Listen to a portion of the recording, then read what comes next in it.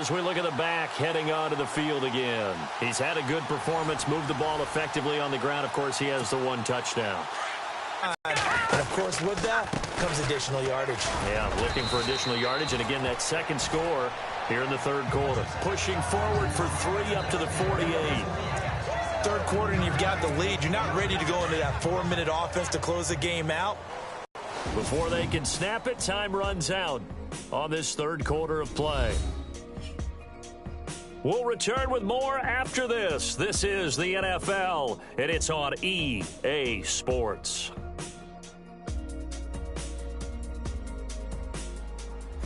Back now here in Santa Clara. It's 49er football here. They've got the lead as well as we get set to start the fourth and final quarter.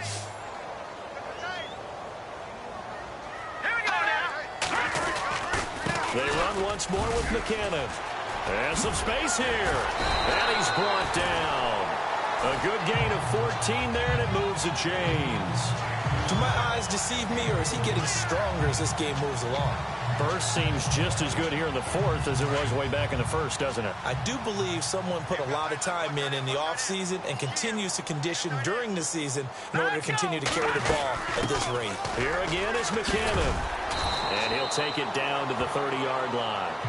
8 yards on the pickup, and now they'll have some options on second and short. Oh, that's one to warm the hearts of all those old-school football players, isn't it? Tough, hard, gritty run, got behind his pads, bowled over a few people. Look at that one, right up the gut. Saw it through 3 quarters, no reason to lighten up now.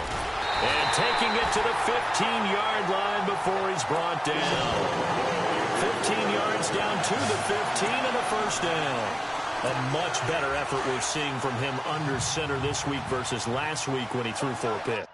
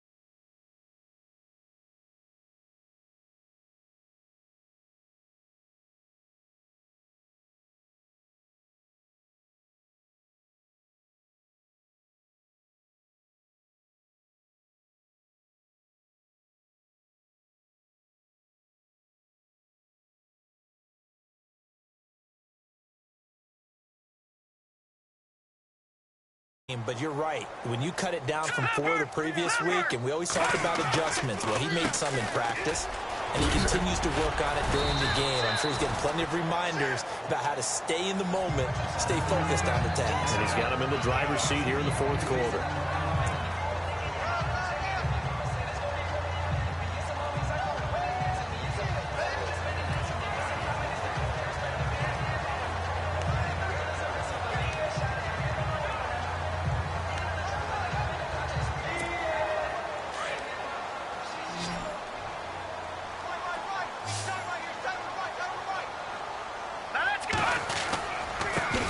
Second down, they'll try and run the counter. And he'll be stopped up after only a couple of yards as he gets it down to the 5. And in this situation with the lead fourth quarter, they're liking keeping the ball on the ground, I'm sure. That's just smart football, but you know the defense has to know it as well. They've got to stop them here. So now we're going to see that loading the box in a big way. 6, 7, 8, 9, whatever it's going to take, puts a little bit more pressure on your big offensive line. To throw, it's Garoppolo. Incomplete. He had his hands on it but couldn't pick it. But it's now 4th down. Perhaps they overthought this one a little bit. They've been running it real well on this drive, and it was 3rd and short, okay? They decided to throw the football incomplete. Yeah, they might have thought just a little bit too hard about that play selection.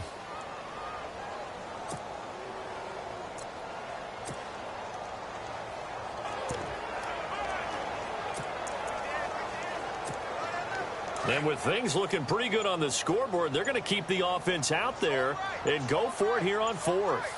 Time running out here on the play clock. And he won't have the touchdown, but he will have the first down as he's tackled at the 2. And they got 3 yards. That's enough. A conversion, and now it's first and goal. And he'll give it here to his running back. Nothing doing there. They're going to wind up holding him at the 2. No gain there, and it's going to set up second and goal. The fourth quarter here, they've got the lead. They want to keep it on the ground. That's what they're doing. Smart football. Keep the clock grinding. Keep it going. But you got to figure now, they're going to see more people stacked up in the line of scrimmage as they try and bleed it out. Garoppolo now. And it's complete. In the end zone. Touchdown, 49ers. Aldrick Robinson. His 3rd touchdown now on the year. And the 49ers add on to their lead. They were still throwing with a comfortable lead here late, and now that lead even more comfortable.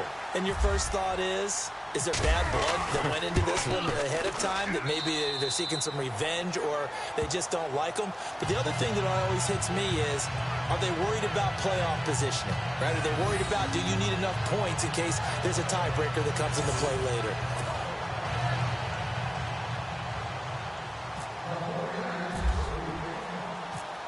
Gold now out to kick it away.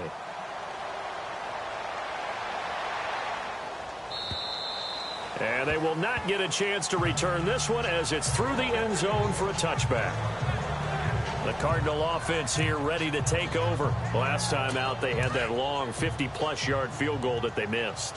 And I'm sure on their sideline they're thinking to themselves, okay, do we still want to try one if we're in that position again? And I would dare say that the answer would be yes. They're going to have a lot of confidence in their kicker. But just to be on the safe side, I'm sure they told their offensive guys, can we get a little bit closer this time? Closer. Yeah, you know, I'd rather get in the end zone first and foremost. But if all else fails, less of a field goal attempt for him. Partner, I think from our experience together, we have learned that most offensive coordinators are going to tell you, if I'm going to run the football on first down, I've got to get at least 4 yards. They got 5 here. They've got to feel pretty good about that one. Hurry up, here we go. Green 39. Green 39. Now Glennon.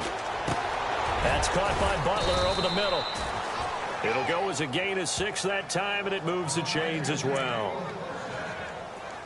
Well, clearly one of his advantages as a passer is his height, sit back in the pocket, fired over the middle.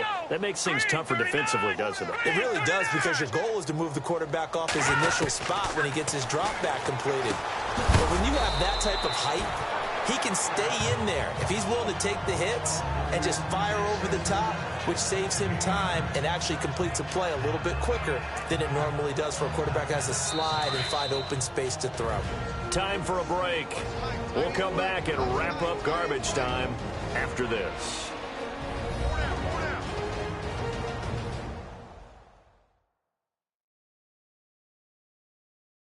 So the Cardinals, they've got the football here as we get you reset. They're looking at second down now as they search for a consolation score. Watch left, watch left. Tight end to the left, tight end left. All right, here we go. Now a shotgun snap as they'll look to throw. And Gresham's got it over the middle. 8 yards on the pickup there, and it moves the sticks.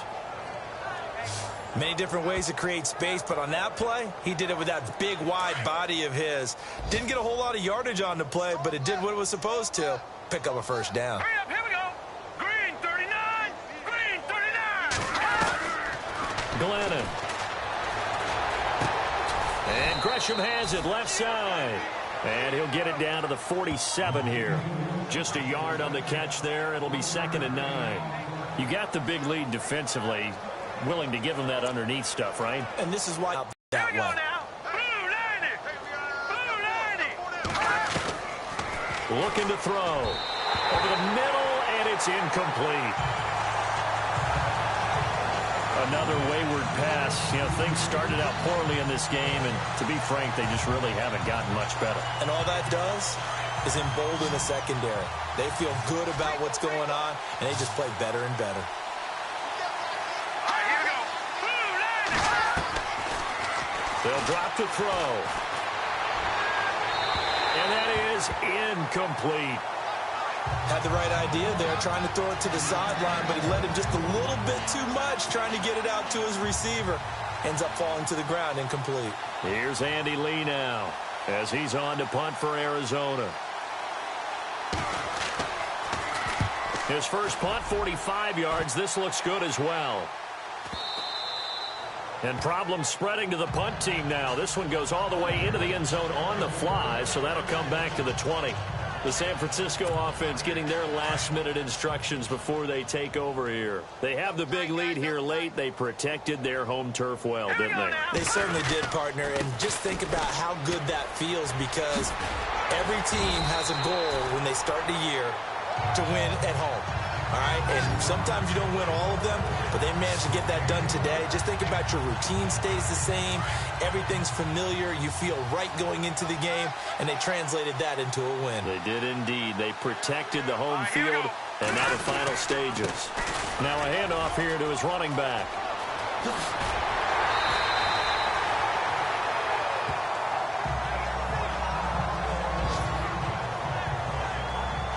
Now we're going to get a stoppage here as we've got an injured Cardinal on the field.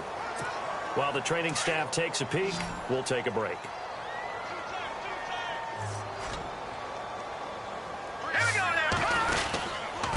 Going to give this time to the tailback.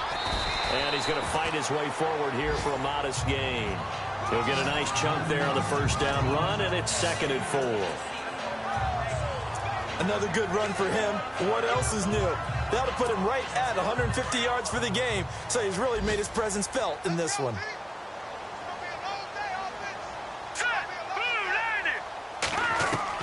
Well, Garoppolo's going to throw it. Over the middle, that's caught by Taylor. And he'll go down shy of the 40 at the 41. Charles, I think when the schedule comes out, all teams, no matter where they're predicted to finish, talk about protecting your home turf. They were able to do that here in this one. Similar to a tennis match, right? Not letting them break your serve. That way you hold on to it.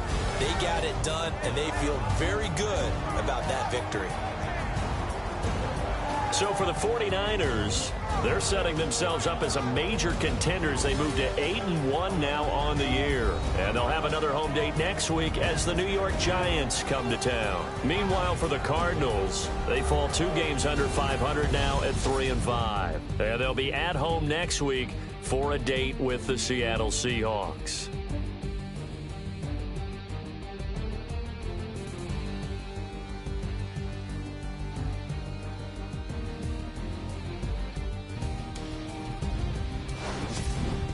So that'll do it for us. For my partner, Charles Davis, and all the hard-working men and women on our crew, I'm Brandon Gaudin. You've been watching the NFL right here on EA Sports. The 49ers get the win.